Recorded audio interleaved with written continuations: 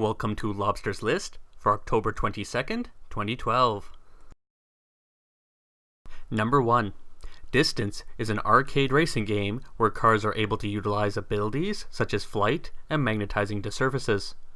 Back in 2011, a team of students from DigiPen Institute of Technology created an experimental racing game called Nitronic Rush.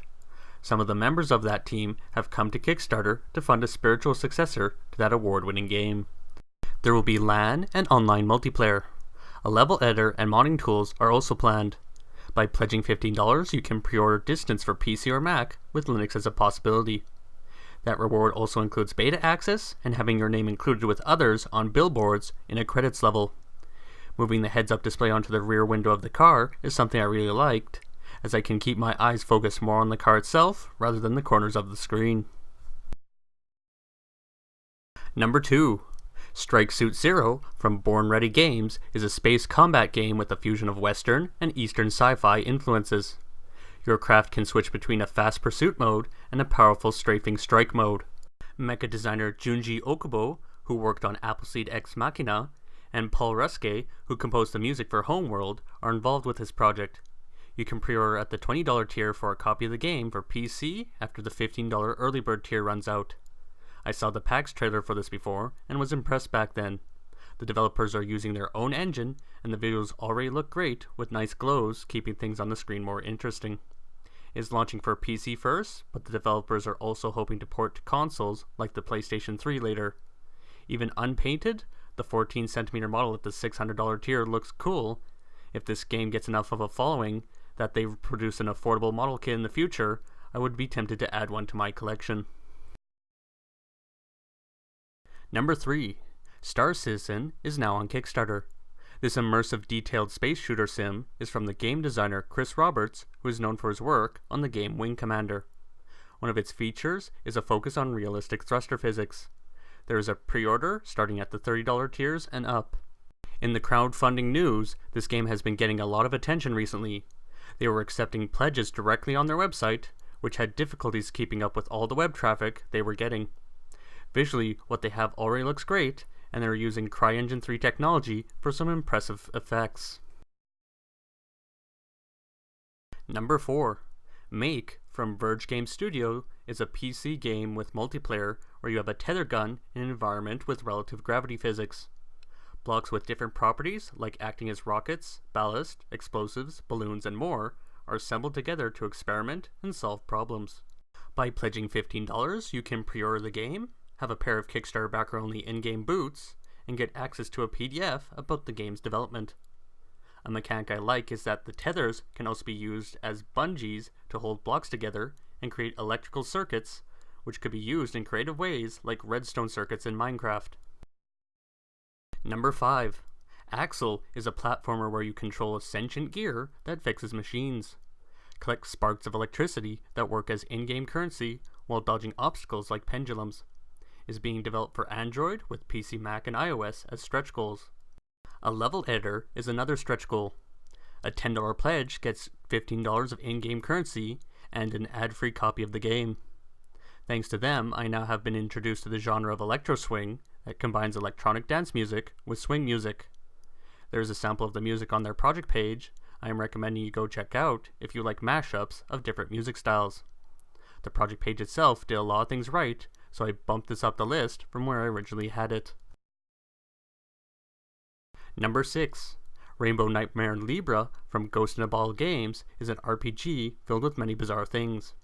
This is another project with some nice music samples posted that I can listen to while writing this script. Play as Lady Libra sneaking into an empire ruled by robots in an effort to cure her friend's disease. Each character has a primary class and 2 subclasses that can be strategically switched between if a meter is full. For $15 you can pre-order the game for PC. If it reaches $20,000 in pledges, the game will be ported for Mac and Linux.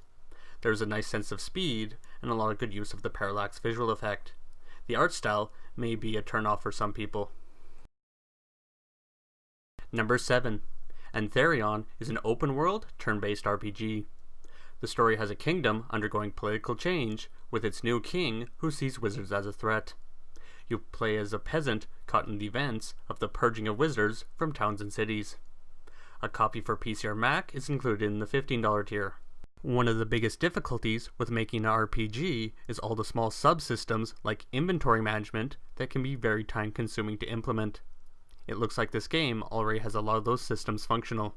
The developers are seeking $15,000 to hire a music composer to be able to finish the game and potentially port to iPad. There's also some neat shadow effects in the dark levels that make them look more impressive than the daylight environments. Now on to honorable mentions. iMech Online from Mobula Games is a real-time mech combat game for mobile devices with twin-stick style shooter controls. The battles support up to 8 players, and iOS users will be able to play against people on Android devices. This game is using a free-to-play business model with mechs rotated like champions are rotated in League of Legends. For $5 you can reserve your username and get boosted experience and credit earnings during the game's launch window. The Looking Planet from Giant Dolphin Pictures is a short film project from the creator of the 2001 short film Horses on Mars. The story involves universe constructing engineers. The protagonist, who is supposed to be building rings around planets, decides to wander off to be able to express his creativity. For $5 you can get a postcard signed by the composer who has worked for Blizzard Entertainment. A DVD copy of the film is at the $15 tier. Delta 6 is a video game motion controller for the first-person shooter genre. It is being developed for the major consoles, and Ouya support was also mentioned. While a black version is shown in the video, the production version will be legally required to conform to a color scheme for toy guns. The $89 tier has a pre-order of the submachine gun version, while the rifle is at $110. Add $20 if shipping outside the US. This project has an ambitious goal of $500,000, and this is from a developer that worked on the Avenger controller in the past. The pitch video could have also been done better, as there are irregular black bars and some bad cuts. Adventure Jump from Arctic is a run and jump platformer for iOS and Android seeking a $3,000 goal. The protagonist Koda must rescue his girlfriend Miyuki. There are 24 levels with 6 types of environments and 4 boss fights planned. The project creators already have the capabilities of doing t-shirt screen printings and the stickers that they are offering in the rewards. At a $5 pledge tier, you can pre-order a copy for iOS or Android, have your name in the credits, and receive 2 stickers. International backers need to add more to their pledges to cover the additional shipping costs. The pitch video is more of a making-of documentary showing their development progress from a prototype to designing the levels by working with paper cutouts. Settlers of Catan Gaming Board is a project already past its minimum goal to produce a plastic board to keep the tiles from the Settlers of Catan game from accidentally moving. The $25 tier is for the basic 3 to 4 player size board. There are other tiers for versions of the board that are larger and support the game's expansions. International shipping is extra. It was really tempting to back this one, as I played a lot of Catan Nights and Cities with people at a college dorm I lived in. Since I haven't played Catan for over 2 years, I think I'll pass. Thank you for watching, and I hope this helps those projects.